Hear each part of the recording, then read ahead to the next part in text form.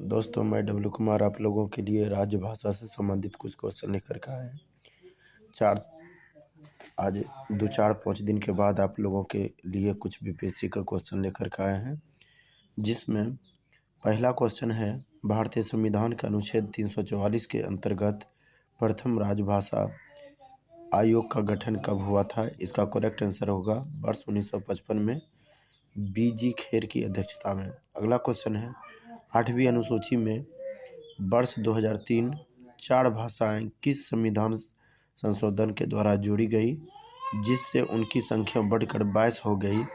इसका correct answer होगा 92वें संविधान संशोधन द्वारा।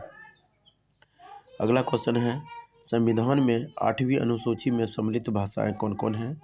ये संविधान में 8वीं अनुसूची में 22 भाषा सम्मिलित है, जिसमें असमिया, बंगला, गुजराती, हिंदी, कन्नड़, कश्मीरी, कोंकणी, मलयालम और मणिपुरी, मराठी, नेपाली, उड़िया, पंजाबी, संस्कृत, सिंधी, तमिल, तेलुगु, उर्दू, डोगरी, बोडो और मैथिली और संथाली भाषा को सम्मिलित किया गया है। दोस्तों, अगला क्वेश्चन है, संविधान के किस अनुच्छेद में प्रत्येक राज्य में भाषाई अल्पसंख्यक वर्ग के बच्चों को उनकी मातृभाषा में प्राथमिक स्तर पर शिक्षा उपलब्ध कराने की व्यवस्था है? इसका करेक्ट आंसर होगा अनुच्छेद 350 के को। कहीं कहीं 350 के ए लिखा रहता है, ये भी सही है। अगला क्वेश्चन है दोस्तों, मैथिली भाषा को 8वीं अनुसूची के अंतर्गत किस वर्ष शामिल किया गया? इसका करेक्ट आंसर होगा वर्ष 2003 में। अगला क्वेश्चन है, 71वें संविधान संशोधन द्वारा वर्ष 1992 में से संविधान की 8वीं अनुसूची में नेपाली, कोंकणी एवं मणिपुरी भाषाएं जोड़ी गई हैं। अगला क्वेश्चन है दोस्तों, उत्तराखंड की द्वितीय राजभाषा संस्कृत है। अगला क्वेश्चन है, राष्ट्रीय संस्कृत विद्यापीठ कहाँ स्थित है? इसका करेक्ट आंसर होगा तिरुपति, आंध्र प्रदेश में। अगला प्रश्न है दोस्तों, अब तक 6 भाषाओं को शास्त्रीय भाषा का दर्जा प्राप्त हो चुका है, जिसमें पहला है तमिल 2000, इसका घोषणा वर्ष था 2004। संस्कृत भाषा का घोषणा किया गया था 2005 में। तीसरा तेलुगु 2008 में, कन्नड़ 2008 में, मलयालम 2013 में और उड़िया भाषा को 2014 में शास्त्रीय भाषा का दर्जा प्राप्त हो चुका है। अगला क्वेश्चन है दोस्तों, राजभाषा से संबंधित अनुच्छेद इस प्रकार हैं, जिसमें अनुच्छेद 343 संघ की राजभाषा है और अनुच्छेद 344 में राजभाषा एवं संसदीय आयोग समिति का वर्णन किया गया है। अगला क्वेश्चन है क्षेत्रीय भाषा, जिसमें पहला अनुच्छेद है 345 जो राज्य की राजभाषा अथवा राजभाषाएं हैं। अनुच्छेद 346 में एक राज्य से दूसरे राज्य अथवा एक राज्य से संघ के बीच संवाद के लिए राजभाषा है।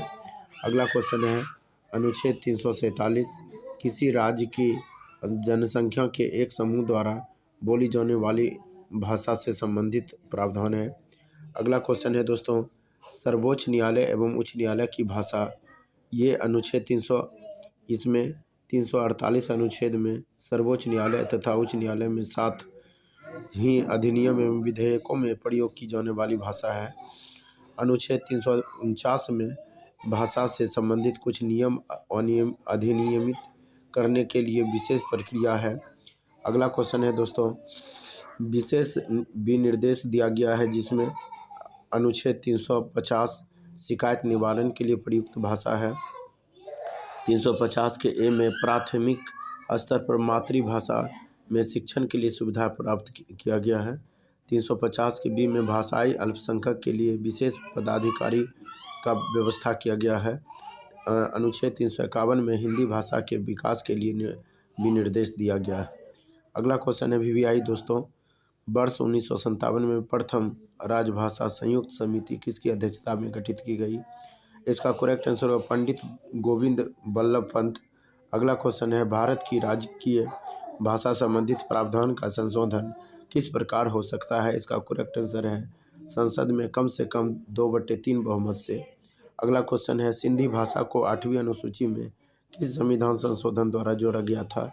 इसका करेक्ट आंसर है 21वें संविधान संशोधन 1967। अगला क्वेश्चन है, संविधान की 8वीं अनुसूची में सम्मिलित भाषाओं में से कौन सी दूसरी सर्वाधिक बोली जाने वाली भाषा है? यह करेक्ट आंसर होगा बंगला। तो दोस्तों ये लास्ट क्वेश्चन है, बोडो, डोगरी, मैथिली और संथाली 4 राजभाषाओं को 92वें संविधान संशोधन 2003 में संसद द्वारा जोड़ा गया था। धन्यवाद।